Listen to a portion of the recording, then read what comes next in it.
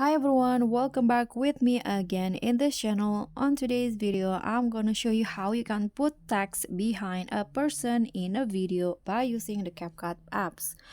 So here I've already opened the a video and I've already imported it to CapCut, and you can just write your text first. Okay,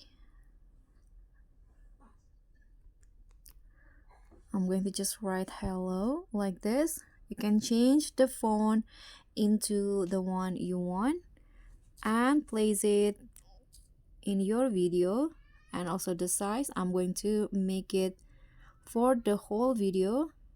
Export this video now. Okay, after it's done exporting, you can just go back to the editing page. So don't click done, so click on the arrow here.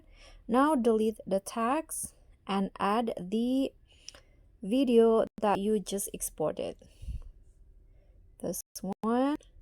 Okay, so set the original video here, the one without the text, as overlay, and then remove the background. So go to the remove BG and auto removal.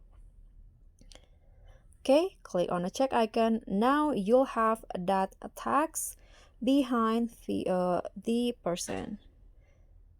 So that's all from me, guys. Thank you so much for watching. Don't forget to like, comment, and subscribe, and also click on the thanks. Bye.